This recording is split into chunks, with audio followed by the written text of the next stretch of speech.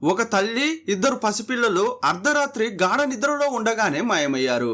కానీ అసలు ట్విస్ట్ ఏంటంటే భార్యా పిల్లలు మాయమైన కొన్ని రోజులకే కేసు పెట్టిన భర్త కూడా శవమై దొరికాడు. 3 ఏళ్ల తర్వాత దొరికిన ఒకే ఒక్క DNA రిపోర్టు కేసును తలకిందులు చేసింది. చనిపోయింది భర్త కాదా అనే అనుమానం మొదలైంది. ఒక నేరస్తుడు ఇంత తెలివిగా, ఇంత కిరాతకంగా ఆలోచించి ఒక ప్లాన్ను ఇంత పక్కాగా అమలు చేయగలడా అని ఆశ్చర్యమేస్తుంది. గ్రేటర్ నోయిడాలో రాకేష్, రత్నేష్ అనే దంపతులు ఉండేవారు. వారికి 2012లో వివాహం జరిగింది. వారి ప్రేమకు గుర్తుగా 2 ముద్దులోలికే పిల్లలు కూడా ఉన్నారు. అవని అనే 3 ఏళ్ల కూతురు, అర్పిత్ అనే 7 ఏడాది కొడుకుతో వారు చాలా సంతోషంగా ఉండేవారు. భార్యాభర్తలు ఇద్దరు మంచి ఉద్యోగాలు చేస్తూ ఆర్థికంగా కూడా స్థిరపడ్డారు. ఆ రోజు 2018 ఫిబ్రవరి 13వ తేదీ రాత్రి 10 గంటల సమయం. అలసిపోయిన ఆ నలుగురు పడుకోవడానికి వెళ్లారు. సాధారణంగా 2 పిల్లలు, భార్యాభర్తలు అందరూ కలిసి ఒకే బెడ్రూమ్లో నిద్రపోతారు. ఆ రాత్రి పడుకోబోయే ముందు రాకేష్, రత్నేష్ ఒకరితో ఒకరు చాలా విషయాలు మాట్లాడుకున్నారు. మరుసటి రోజు ఫిబ్రవరి 14 అంటే వాలంటైన్స్ డే కావడంతో ఆ దంపతులు ఒక ప్లాన్ చేసుకున్నారు. రేపు వాలంటైన్స్ డే కదా, ఆఫీస్కు సెలవు పెట్టి పిల్లలతో కలిసి సరదాగా బయటకు వెళ్ళి ఎంజాయ్ చేద్దామని నిర్ణయించుకున్నారు. అలా మాట్లాడుకుంటూనే కరెక్ట్గా రాత్రి 10:30కు అంతా గాఢ నిద్రలోకి జారుకున్నారు. భర్త రాకేష్కు ముందు రోజు ఆఫీసులో పని ఒత్తిడి విపరీతంగా ఉండడం వల్ల అతను బాగా నిద్రపోయాడు. మరుసటి రోజు ఉదయం 7 గంటలకు నిద్రలేచాడు. అప్పుడు రాకేష్కు ఊహించని షాక్ ఎదురైంది. కళ్ళు తెరిచి చూస్తే రాత్రి తన పక్కనే పడుకున్న పిల్లలు కనిపించడం లేదు. సాధారణంగా పిల్లలు అంత త్వరగా నిద్రలేవరు. తను లేచినప్పటికీ వారు పడుకునే ఉంటారు. సాధారణంగా తను లేచేసరికి భార్య ముందుగా నిద్రలేచి కిచెన్లో వంట పనులు చేస్తుంది. కానీ ఆ 2 పిల్లలు ఏమయ్యారనేది రాకేష్కు అర్థం కాలేదు. కంగారుగా మంచం మీద నుంచి లేచి ఇల్లంతా వెతికాడు. రాకేష్ ఉమ్మడి కుటుంబంలోనే ఉంటున్నాడు. అదే ఇంట్లో అతని తల్లిదండ్రులు కూడా ఉంటున్నారు. పరుగున వెళ్ళి వారిని అడిగితే, మేము నీ భార్యను కానీ పిల్లలను కానీ చూడలేదు, అసలు వాళ్ళు గది బయటకే రాలేదని చెప్పారు. అప్పుడు రాకేష్కు చాలా భయం వేసింది. వెంటనే పక్కింటి వారిని, చుట్టుపక్కల వారిని కలిసి నా భార్య పిల్లలు మీ ఇంటికేమైనా వచ్చారా అని అడిగాడు. ఒక 2 గంటల పాటు పిచ్చెక్కినట్లు వెతికాడు. కానీ తన భార్య పిల్లల ఆచూకీ దొరకలేదు. ఏం చేయాలో తోచక వెంటనే అత్తారింటికి ఫోన్ చేశాడు. రాకేష్ అడిగిన ప్రశ్న విని వారు కూడా నిశ్చేష్టులయ్యారు. లేదే, వాళ్ళు ఇక్కడికి రాలేదని వారు చెప్పారు. తమ కూతురికి, ఆమె పిల్లలకు ఏదో ఘోరం జరిగి ఉంటుందని వారు భయపడ్డారు. వెంటనే వాళ్ళు తమ ఊరు నుండి నోయిడాకు బయలుదేరారు. ఉదయం 11 గంటలకు అందరూ ఆ ఇంట్లో కలుసుకున్నారు. అందరి ముఖాల్లోనూ భయం, ఆందోళన కనిపిస్తోంది. ఆ 3 మనుషులు మూసి ఉన్న గదిలో నుంచి ఎక్కడికి మాయమైపోయారో అర్థం కాక అంతా తలలు పట్టుకున్నారు. చుట్టుపక్కలున్న ప్రతి గల్లీని వెతికినా వారు ఎక్కడికి వెళ్ళారో కనీసం చిన్న ఆధారం కూడా దొరకలేదు. ఈ దెబ్బతో ఎంతో సంతోషంగా ఉండే ఇల్లు ఒక్కసారిగా గందరగోళంతో నిండిపోయింది. ఇక లాభం లేదని భావించి చివరికి మధ్యాహ్నం 12 గంటల సమయంలో నోయిడా పోలీస్ స్టేషన్కు వెళ్లి ఫిర్యాదు చేయాలని ఆ కుటుంబం నిర్ణయించుకుంది. తన కళ్ళ ముందే తన భార్య, ప్రాణం లాంటి 2 పిల్లలు మాయమైపోయారని రాకేష్ కన్నీళ్లతో పోలీసులకు కంప్లైంట్ ఇచ్చాడు. అతను చెప్పేది విన్న నోయిడా పోలీసులు కూడా పరిస్థితిని అర్థం చేసుకున్నారు. ఒక్క నిమిషం కూడా ఆలస్యం చేయకుండా వెంటనే రంగంలోకి దిగి గాలింపు మొదలుపెట్టారు. అదృశ్యం కేసుల్లో మొదటి 24 గంటలు చాలా కీలకమని పోలీసులకు తెలుసు. ఆ 24 గంటల్లో కనిపెడితేనే వారిని ప్రాణాలతో చూడొచ్చు, లేదంటే ఏదైనా దారుణం జరిగే అవకాశం ఉంటుంది. కేసు నమోదు చేసుకున్న పోలీసులు రైల్వే స్టేషన్లు, బస్టాండ్లను 2-3 రోజుల పాటు తీవ్రంగా గాలించారు. సీసీటీవీ కెమెరాల్లో ఫుటేజీని కూడా వెతికారు. కానీ దురదృష్టవశాత్తు ఆ తల్లి, 2 పసిపిల్లల గురించి ఏమీ కనిపెట్టలేకపోయారు. కేసు కాస్త కూడా ముందుకు సాగడం లేదు. ఇన్వెస్టిగేషన్ను ఎటువైపు తీసుకెళ్లాలో తెలియక పోలీసులు తలలు పట్టుకుంటున్న సమయంలో కేసులో ఊహించని మలుపు ఎదురైంది. కనిపించకుండా పోయిన రత్నేష్ తల్లిదండ్రులు అదే పోలీస్ స్టేషన్కు వచ్చి మరో ఫిర్యాదు చేశారు. సార్, మా కూతురు, మా మనవడు, మనవరాలు ఇలా అకస్మాత్తుగా మాయం అవ్వడం వెనుక మాకు అనుమానాలు ఉన్నాయి. మాకు అల్లుడు రాకేష్ పైనే సందేహంగా ఉందని, అతని తల్లిదండ్రుల ప్రమేయం కూడా ఉండి ఉంటుందని మాకు అనిపిస్తోందని చెప్పారు. సార్, బయటకు అంతా బాగానే ఉన్నట్లు కనిపిస్తున్నా మా కూతురు ఆ ఇంట్లో సంతోషంగా ఉన్నట్లు మాకు ఎప్పుడూ అనిపించలేదు. భార్యాభర్తల మధ్య తరచూ ఏదో ఒక విషయంలో గొడవలు జరుగుతూనే ఉండేవి. మాకు రాకేష్ మీదనే చాలా అనుమానంగా ఉంది. ఖచ్చితంగా అతనే మా కూతుర్ని ఆ పసిపిల్లలను ఏదో చేసి ఉంటాడు. దయచేసి వారిని లోతుగా విచారించి నిజాలను బయటకు తేవాలని విడిగా వారొక కంప్లైంట్ ఇచ్చారు. రత్నేష్ తల్లిదండ్రులు తనను అనుమానిస్తూ ఫిర్యాదు చేయడంతో రాకేష్ ఉలిక్కిపడ్డాడు.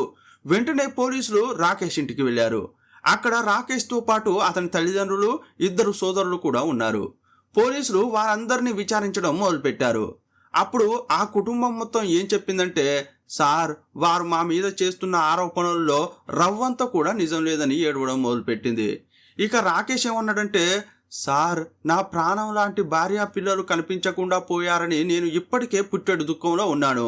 ఇలాంటి సమయంలో అసలు ఏ పాపం తెలియని నా మీదనే ఇలాంటి నిందలు వేయడం మంచిది కాదు. నేనే వాళ్లను ఏదో చేశానని కంప్లైంట్ ఇవ్వడం నన్ను మానసికంగా కుంగదీస్తోందని ఏడ్చాడు. ఈ కేసులో రాకేష్ తప్పు చేశాడు అనడానికి పోలీసులకు ఒక్క చిన్న సాక్ష్యం కూడా దొరకలేదు. అప్పటికే తన కుటుంబం దూరమైందనే బాధలో ఉన్న రాకేష్ లోకం తనను ఒక నేరస్తుడిలా చూస్తుండడాన్ని అస్సలు తట్టుకోలేకపోయాడు. ఒకవైపు భార్యాపిల్లల అదృశ్యం, మరోవైపు తనపై పడిన హంతకుడి ముద్ర. ఈ రెండింటి మధ్య అతను మానసిక ఒత్తిడికి లోనయ్యాడు. ఎవరితోనూ మాట్లాడకుండా ఒంటరిగా గడపడం మొదలుపెట్టాడు. భార్యాపిల్లలు మాయమైన 2 నెలల తర్వాత 2018 ఏప్రిల్ 25వ తేదీన మరొక సంఘటన జరిగింది. కనిపించకుండా పోయిన తన కుటుంబం కోసం వెతుకుతున్న రాకేష్ కూడా అకస్మాత్తుగా మాయమైపోయాడు. అతని తల్లిదండ్రులు పిచ్చి వాళ్ళలా చుట్టుపక్కల అంతా వెతికారు. కానీ రాకేష్ జాడ ఎక్కడా దొరకలేదు. ఇక లాభం లేదని మళ్లీ పోలీసులను ఆశ్రయించి ఫిర్యాదు చేశారు. ఈ కొత్త కంప్లైంట్ తీసుకున్న పోలీసులకు ఆ ఇంట్లో అసలు ఏం జరుగుతుందో అర్థం కాక తల తిరిగిపోయింది. 2 నెలల క్రితం 3 మాయమయ్యారన్న దానికే సమాధానం దొరకలేదు. ఇప్పుడు ఫిర్యాదు చేసిన భర్త కూడా మాయమవ్వడం చూస్తుంటే ఈ మొత్తం కుటుంబం అదృశ్యం వెనుక ఏదో మిస్టరీ దాగి ఉందని, లేదంటే బయట వ్యక్తులు ఎవరో పక్కా ప్లాన్ ప్రకారం ఈ కుటుంబాన్ని టార్గెట్ చేశారని పోలీసులు ఆలోచించడం మొదలుపెట్టారు. పోలీసులు ఈ మిస్టరీని ఛేదించడానికి అన్ని కోణాల్లోనూ జల్లెడపడుతున్నారు. రాకేష్ కనిపించకుండా పోయిన మరుసటి రోజు అంటే 2018 ఏప్రిల్ 26వ తేదీన ఒక సంఘటన జరిగింది. నోయిడాకు 100 మైళ్ళ దూరంలో ఉన్న ఉత్తరప్రదేశ్ ఖాస్గంజ్ పోలీస్ స్టేషన్ పరిధిలో ఆ ఘోరం జరిగింది. నిర్మానుష్యంగా ఉన్న రైల్వే ట్రాక్ మీద ఒక వ్యక్తి ప్రమాదానికి గురయ్యాడు. అతని శరీరం ఛిద్రమైపోయిందని ఖాస్గంజ్ పోలీసులకు సమాచారం వచ్చింది. వెంటనే పోలీసులు అక్కడికి వెళ్లారు. ఆ వ్యక్తి తల పూర్తిగా నలిగిపోయింది. గుర్తుపట్టడానికి వీలు లేకుండా ముఖం ఛిద్రమైపోయి ఉంది. చేతులు, కాళ్ళు విరిగిపోయి చెల్లాచెదురుగా పడి ఉన్నాయి. సాధారణంగా వేగంగా వచ్చే రైలు కింద పడితే శరీరం ఎంత ఘోరంగా మారిపోతుందో ఆ డెడ్ బాడీ పరిస్థితి అలాగే ఉంది. అసలు అతను ఎవరు, ఎక్కడి నుంచి వచ్చాడు అని గుర్తించడం కోసం ఖాస్గంజ్ స్టేషన్ పోలీసులు అతని ప్యాంటు జేబులను వెతికారు. అతనికి సంబంధించిన పర్సు దొరికింది. ఆ పర్సును తెరిస్తే ఆధార్ కార్డు లభించింది. అందులో రాకేష్ అనే పేరు స్పష్టంగా కనిపించింది. ఆ కార్డులోనే అతని ఇంటి అడ్రస్ కూడా ఉండడంతో పోలీసులు వెంటనే ఆ అడ్రస్ పరిధిలోకి వచ్చే పోలీస్ స్టేషన్కు ఫోన్ చేసి వివరాలు చెప్పారు. అటువైపు ఉన్న నోయిడా పోలీసు రాకేష్ అనే పేరు వినగానే ఒక్క క్షణం ఆగిపోయాడు. సార్, ఈ రాకేష్ అనే వ్యక్తి నిన్ననే తన ఇంట్లో నుంచి అకస్మాత్తుగా కనిపించకుండా పోయాడని మాకు ఫిర్యాదు అందింది. ఇక్కడ మిస్ అయిన వ్యక్తి మీ పరిధిలోని రైల్వే స్టేషన్లో ప్రమాదానికి గురయ్యాడా అని అనుకున్నారు. ఈ విషయం తెలుసుకున్న నోయిడా పోలీసులు ఏమాత్రం ఆలస్యం చేయకుండా వెంటనే ఖాస్గంజ్ స్టేషన్కు చేరుకున్నారు. అయితే అక్కడికి వెళ్లిన పోలీసులకు ఒక చిక్కు వచ్చి పడింది. మృతదేహం యొక్క ముఖం పూర్తిగా దెబ్బతినడం వల్ల చనిపోయింది రాకేషేనా కాదా అని కళ్ళతో చూసి చెప్పడం అసాధ్యంగా మారింది. కానీ ఆ వ్యక్తి శరీరం మీద ఉన్న బట్టలు అతను చివరగా ఇంటి నుంచి వెళ్ళినప్పుడు వేసుకున్నవే అని తెలుస్తోంది. అతని జేబులో ఐడి కార్డు కూడా దొరకడంతో చనిపోయింది రాకేష్ అని పోలీసులు దాదాపు ఒక నిర్ణయానికి వచ్చేశారు. అయినప్పటికీ చట్టపరంగా తమ అనుమానాన్ని పూర్తిగా నివృత్తి చేసుకోవడం కోసం నోయిడాలో ఉన్న రాకేష్ కుటుంబ సభ్యులకు సమాచారం అందించారు. ఆ చేదు వార్త వినగానే రాకేష్ తల్లిదండ్రులు, సోదరులు ఖాస్గంజ్ మార్చురీకి వచ్చారు. వారు డెడ్ బాడీని చూస్తే ముఖం గుర్తుపట్టలేనంతగా ఛిద్రమైపోయి ఉంది. కానీ ఆ శవం యొక్క ఆకృతి, అతను వేసుకున్న బట్టలు చూసి ఐడి కార్డును చూసిన ఆ తల్లిదండ్రులు చనిపోయిన వ్యక్తి తమ కొడుకు రాకేషే అని చెప్పారు. ఆ క్షణంలో అక్కడున్న వారందరికీ ఆ కేసు ముగిసిపోయిందని అనిపించింది.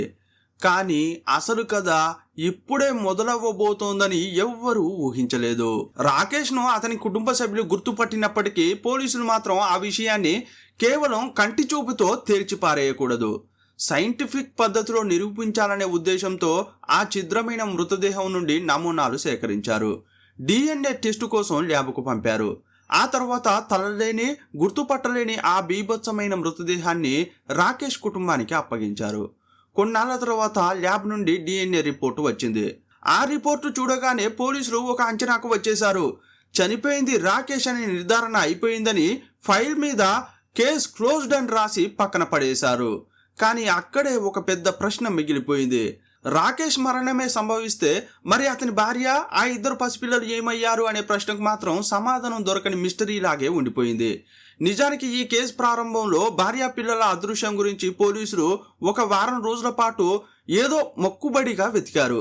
ఆ తర్వాత ఆ ఉత్సాహం క్రమంగా తగ్గిపోయి అసలు ఆ విషయాన్నే పట్టించుకోలేదు. సరిగ్గా అదే సమయంలో ఫిర్యాదు చేసిన రాకేష్ కూడా మిస్ అవ్వడంతో పోలీసులు మళ్ళీ అలర్ట్ అయ్యి గాలింపు మొదలుపెట్టారు.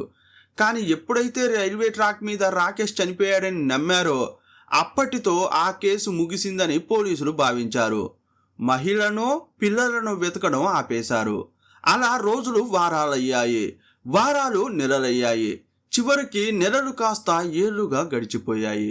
నెమ్మదిగా ఈ కేసు దుమ్ము పట్టి ఫైళ్ల అడుగున ఉండిపోయింది. ఈ ఘోరం జరిగిన 3 ఏళ్ల తర్వాత అంటే 2021లో నోయిడా పోలీస్ స్టేషన్కు రోహన్ ప్రమోద్ అనే కొత్త పోలీస్ ఆఫీసర్ బదిలీపై వచ్చారు. ఆయన చాలా చురుకైన ఆఫీసర్. సాధారణంగా కొత్త ఎస్పీలు బాధ్యతలు సేకరించినప్పుడు పెండింగ్లో ఉన్న పాత కేసులను ఒకసారి పరిశీలిస్తారు. అప్పుడు ఆయన దృష్టిని ఆకర్షించింది ఈ కేసు.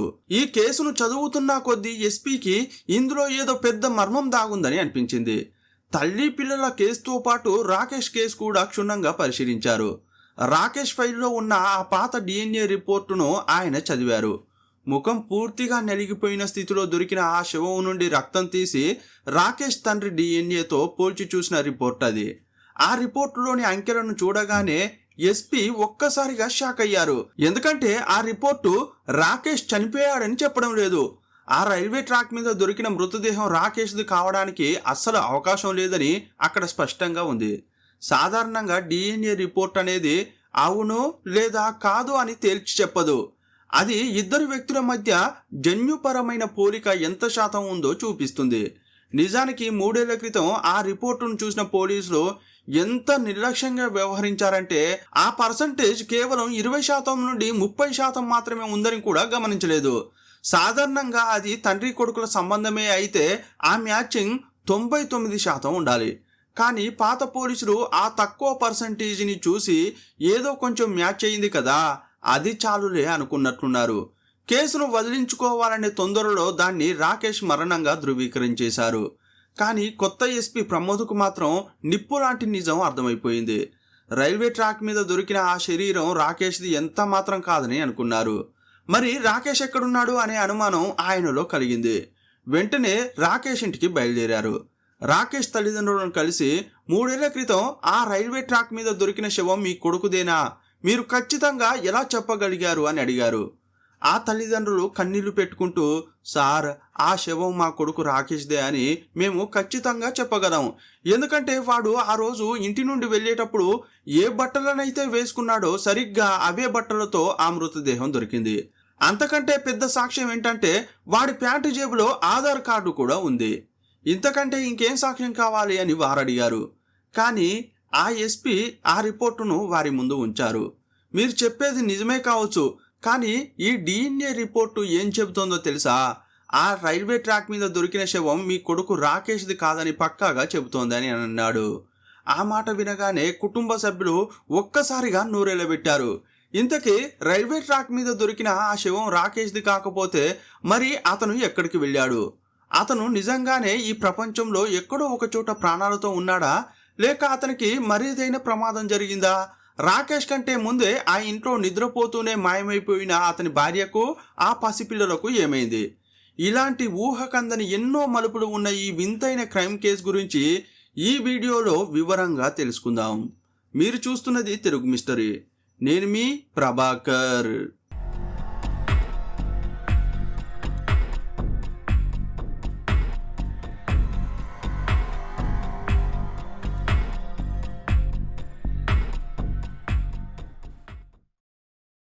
ఎస్పీ అంతరాత్మ పదే పదే ఆయనకు ఒకటే విషయం చెబుతోంది. ఈ రాకేష్ ఖచ్చితంగా ఏదో పెద్ద మోసం చేశాడని. అందుకే పోలీసుల కళ్ళు గప్పి తప్పించుకోవడానికి తన మరణాన్ని తానే ఫేక్గా సెట్ చేసుకున్నాడని ఆయనకు బలంగా అనిపించింది. రాకేష్ ఎక్కడున్నాడో కనిపెడితేనే ఈ మిస్టరీలోని అన్ని ప్రశ్నలకు సమాధానం దొరుకుతుందని ఆయన గట్టిగా నమ్మారు.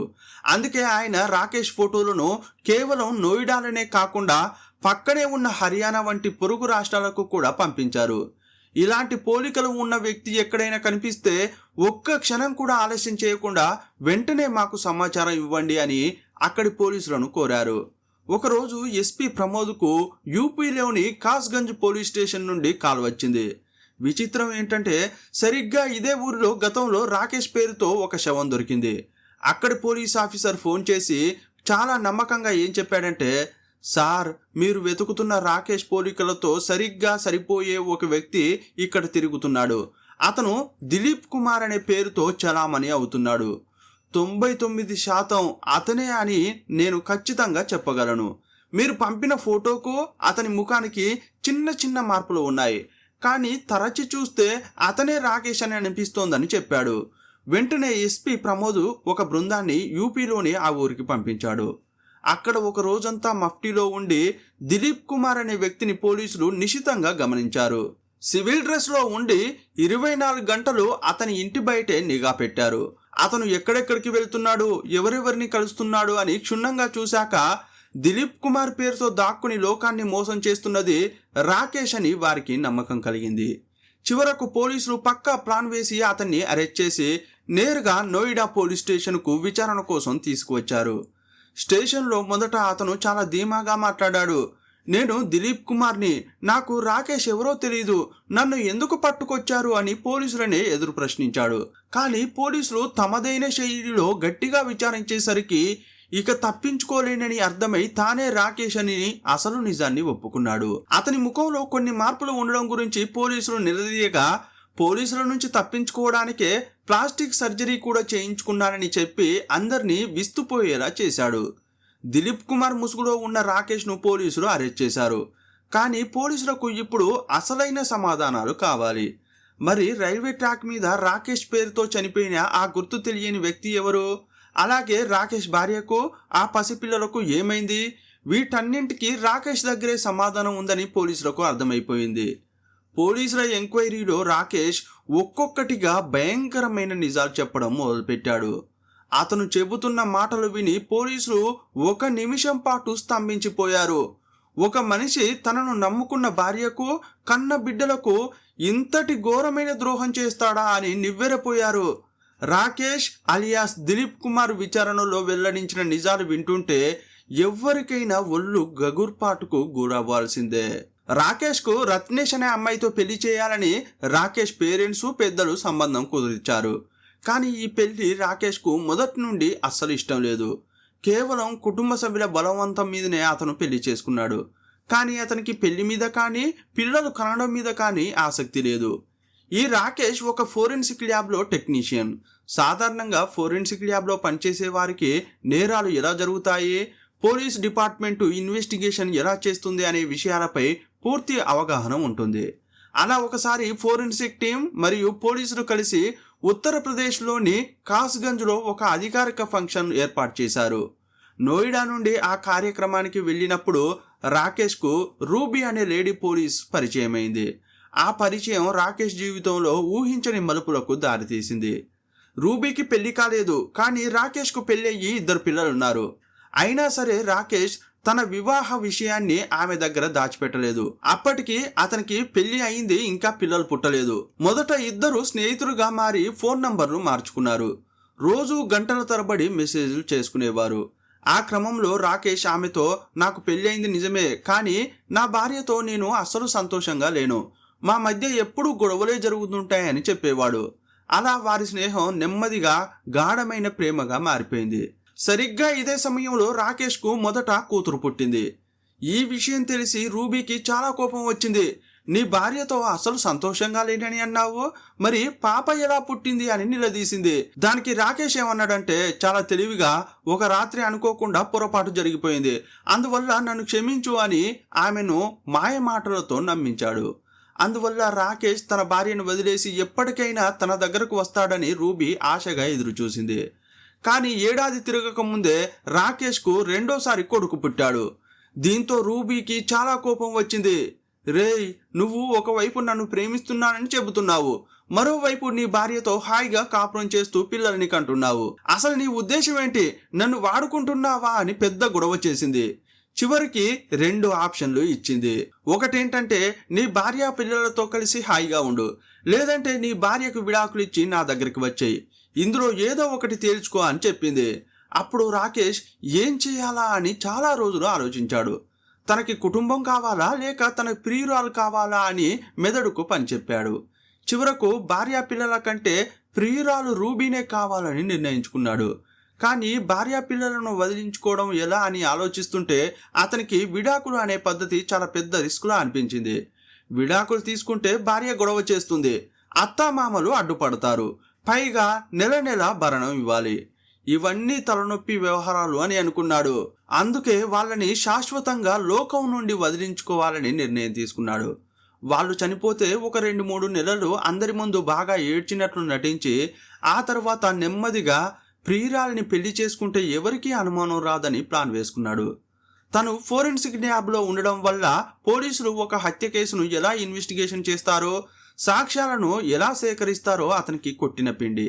అందుకే ఒక్క చిన్న ఆధారం కూడా దొరకకుండా చంపాలని ప్లాన్ చేశాడు. శవాలను ఇంటి బయటకు తీసుకువెళ్తే వీధుల్లో ఉన్న సీసీటీవీల్లో దొరికిపోతానని అనుకున్నాడు. అందువల్ల ఇంటి లోపలే చంపి శవాలను కూడా ఇంటి లోపలే మాయం చేయాలని ఫిక్స్ అయ్యాడు. అదే ఆలోచనతోనే ఫిబ్రవరి 13వ తేదీ రాత్రి అందరూ నిద్రపోయే వరకు వేచి ఉన్నాడు. ఫిబ్రవరి 14 తెల్లవారుజామున సరిగ్గా 1 గంటకు రాకేష్ నిద్రలేచాడు. పక్కనే భార్య, చంటి పిల్లలు ఏ పాపం తెలియకుండా గాఢ నిద్రలో ఉన్నారు.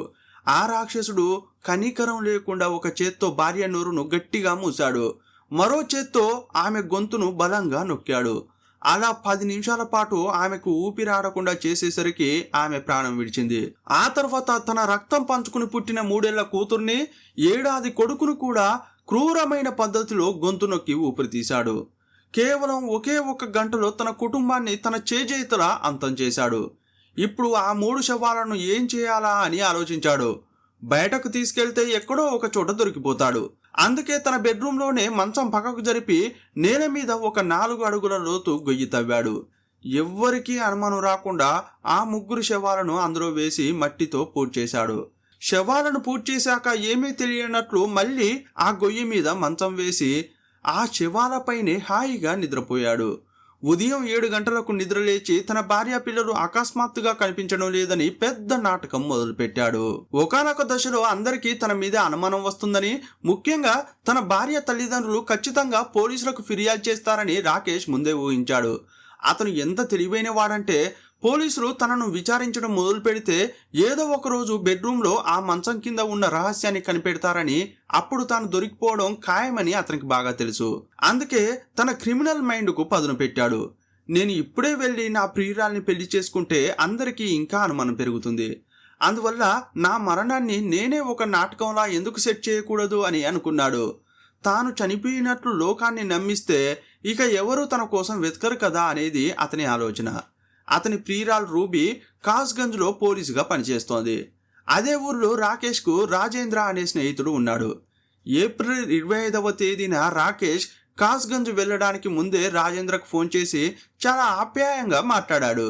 రేయ్, నేను పని మీద మీ ఊరికి వస్తున్నాను, నిన్ను చూసి చాలా రోజులైంది, మనం ఒకసారి కలుద్దామని చెప్పాడు. ఏప్రిల్ 26వ తేదీన ఇద్దరూ కలుసుకున్నారు. మనం చాలా కాలం తర్వాత కలిసాం కదా, ఈరోజు పార్టీ చేసుకుందామని రాకేష్ అన్నాడు. బార్కు వెళ్తే అందరూ చూస్తారు కాబట్టి ఎవరూ లేని చోట ప్రశాంతంగా మందు కొడదామని రాజేంద్రను బయటున్న ఒక నిర్మానుష్యమైన ప్లేస్కు తీసుకెళ్లాడు. ఆ ప్రదేశానికి దగ్గరలోనే రైల్వే ట్రాక్ ఉంది. అసలు రాకేష్ ప్లాన్ ఎంత కిరాతకమైందంటే తన స్నేహితుడు రాజేంద్రను చంపి అతని మృతదేహాన్ని రైల్వే ట్రాక్ మీద పడేయాలి. ఆ శవానికి తన బట్టలు వేసి తన ఐడి కార్డు పెట్టి చనిపోయింది రాకేష్ అని అందరినీ నమ్మించాలి. అందుకే రాకేష్ కావాలనే చాలా బీర్ బాటిళ్లు కొన్నాడు. తను అస్సలు తాగకుండా రాజేంద్రను మాత్రం బలవంతం చేసి విపరీతంగా తాగించాడు. రాజేంద్ర స్పృహ కోల్పోగానే అతన్ని తీసుకెళ్లి రైల్వే ట్రాక్ మీద పడుకోబెట్టాడు. పక్కనే ఉన్న ఒక రాయి తీసుకుని రాజేంద్ర ముఖం మీద 4 సార్లు బలంగా బాదాడు. ఆ దెబ్బలకు రాజేంద్ర ముఖం గుర్తుపట్టలేనంతగా ఛిద్రమైపోయింది. ఆ తర్వాత అతని చేతులు కాళ్ళు విరగొట్టి తన బట్టలు అతనికి తొడిగి తన పర్సును కూడా అతని దగ్గర పెట్టి ఏమీ తెలియనట్లు అక్కడి నుంచి పరారయ్యాడు. మరుసటి రోజు ఉదయం ఆ శవాన్ని చూసిన పోలీసులు ఎవరో గుర్తు తెలియని వ్యక్తి రైలు ప్రమాదంలో చనిపోయాడని భావించారు. అక్కడ దొరికిన బట్టలు, ఐడి కార్డును బట్టి చనిపోయింది రాకేష్ అని నిర్ధారించుకుని నోయిడా పోలీసులకు సమాచారం ఇచ్చారు. ఆ దొరికిన సాక్ష్యాలను చూసిన రాకేష్ కుటుంబ సభ్యులు కూడా అతను చనిపోయాడని నమ్మారు. అంత్యక్రియలు కూడా ముగిసిపోయాయి. ఇక నన్ను ఈ ప్రపంచంలో ఎవరూ వెతకరు అని ధైర్యంగా అదే కాస్గంజ్లో తన ప్రియురాలు రూబీతో కలిసి దిలీప్ కుమార్ అనే కొత్త పేరుతో అతడు జీవించడం మొదలుపెట్టాడు. కానీ పోలీసులకు చిక్కిన తర్వాత అతను చెప్పిన ఈ భయంకరమైన కథ విని పోలీసులు నిర్ఘాంతపోయారు. ఒక మనిషి తన భార్య పిల్లలను చంపి అదే గదిలో పూడ్చిపెట్టి మళ్ళీ అదే మంచం మీద ప్రశాంతంగా ఎలా నిద్రపోగలడు అని వారు ఆశ్చర్యపోయారు. వెంటనే అతని ఇంటికి వెళ్ళారు. బెడ్రూమ్లో ఉన్న ఆ మంచాన్ని పక్కకు జరిపి నేలను తవ్వారు. అక్కడ ఎముకల గూళ్ళు, కుళ్ళిపోయిన శరీర భాగాలు బయటపడ్డాయి. వాటిని ఫోరెన్సిక్ ల్యాబ్కు పంపి DNA టెస్టు చేయగా దొరికిన ఆ అస్థి పంజరాలు రాకేష్ భార్య మరియు పిల్లలవే అని 100% తేలిపోయింది. తన భార్యను, 2 పసిపిల్లలను ప్రాణ స్నేహితుడు రాజేంద్రను హత్య చేసినందుకు పోలీసులు రాకేష్ను అరెస్ట్ చేశారు. రాకేష్ ఒక్కడే కాకుండా ఈ ఘోరంలో అతనికి సహకరించిన వారిని కూడా పోలీసులు వదలలేదు. మొదట అతని ప్రియురాలు రూబీని అరెస్ట్ చేశారు. ఇదంతా రూబీకి తెలియకుండా జరిగే అవకాశమే లేదని, ఆమె కూడా ఈ కుట్రలో భాగస్వామి అని పోలీసులు అనుకున్నారు. ఇంకో ముఖ్యమైన విషయం ఏంటంటే, ఒకే ఇంట్లో ఉండి ఇంత పెద్ద గొయ్యి తవ్వి ముగ్గురిని పూడ్చిపెడుతుంటే రాకేష్ తల్లిదండ్రులకు, సోదరులకు తెలియదంటే పోలీసులు నమ్మడానికి సిద్ధంగా లేరు. అందుకే ఆ కుటుంబం మొత్తాన్ని పోలీసులు కటకటాల్లోకి నెట్టారు. ప్రస్తుతం ఈ కేసు నోయిడా కోర్టులో విచారణలో ఉంది. ఈ కేసులో పోలీసులు తమ విధుల్లో తీవ్రమైన నిర్లక్ష్యం చూపించారు. ఒకవేళ వారు మొదటి రోజే అప్రమత్తంగా ఉంటే ఈ కేసు 3 ఏళ్ల పాటు సాగేది కాదు. 3 వ్యక్తులు బెడ్రూమ్లో నిద్రపోతూనే మాయమయ్యారని ఫిర్యాదు వచ్చినప్పుడు పోలీసులు ఆ గదిని ప్రతి అంగుళం వెతకాలి. మంచం కింద గొయ్యి తవ్వి పూడ్చినప్పుడు నేల రంగు మారుతుంది లేదా సిమెంట్ తేడాగా ఉంటుంది. పూర్తిగా సెర్చ్ చేసి ఇదంతా గమనించకపోవడం వారి పనితనాన్ని చెబుతోంది. మరో విషయం ఏంటంటే, రైల్వే ట్రాక్ మీద దొరికిన శవానికి DNA టెస్ట్ చేస్తే 20 నుంచి 30% మాత్రమే మ్యాచ్ అయింది. ఆ డెడ్ బాడీ రాకేష్ది కాదని DNA రిపోర్టు చెబుతున్నా పట్టించుకోకుండా కేసును క్లోజ్ చేశారు. కానీ అదే డిపార్ట్మెంట్కు చెందిన SP ఈ కేసులోని వివరాలు చదివాక పోలీసుల నిర్లక్ష్యాన్ని పసిగట్టారు. ప్రత్యేక బృందాలను ఏర్పాటు చేసి నిజాన్ని వెలుగులోకి తీసుకొచ్చారు. ఇక రాకేష్ ప్రవర్తన చూస్తే మనిషి ఇంత దిగజారిపోతాడా అనిపిస్తుంది. తన మరణాన్ని ఫేక్ చేయడానికి తనను నమ్మి వచ్చిన ప్రాణ స్నేహితుడు రాజేంద్రను అతి దారుణంగా హత్య చేశాడు. ముఖం గుర్తుపట్టకుండా రాయితో అతని ముఖాన్ని బాదడం అనేది అతని క్రూరమైన మనస్తత్వానికి నిదర్శనం. అతనిలో మృగత్వం ఏ స్థాయిలో ఉందంటే, తన సుఖం కోసం, తన ప్రియురాలి కోసం అభం శుభం తెలియని తన 2 పసిబిడ్డలను తానే గొంతు పిసికి చంపేశాడు. ఒక తండ్రిగా ఆ పిల్లల ఏడుపు చూసి అతని గుండె కాస్త కూడా కరగలేదు. చంపొద్దని ఆ చిన్నారి చేతులు తనను ఆపుతున్నా అతనికి కనీసం జాలి కూడా కలగలేదు. భార్యా పిల్లలను చంపి తన బెడ్రూమ్లోనే పూడ్చిపెట్టి అదే గదిలో 45 రోజుల పాటు ఏ భయం లేకుండా నిద్రపోయాడు. ఆ గదిలో ఉన్నప్పుడు వారి జ్ఞాపకాలు కూడా అతన్ని భయపెట్టలేదంటే అతను ఎంతటి రాక్షసుడో అర్థం చేసుకోవచ్చు. ఇలాంటి వారికి ఎలాంటి శిక్ష పడాలని మీరు కోరుకుంటున్నారో మీ అభిప్రాయాన్ని కామెంట్ బాక్స్లో రాయండి. మరో వీడియోలో మళ్ళీ కలుసుకుందాం. అప్పటి వరకు సెలవు. జై హింద్.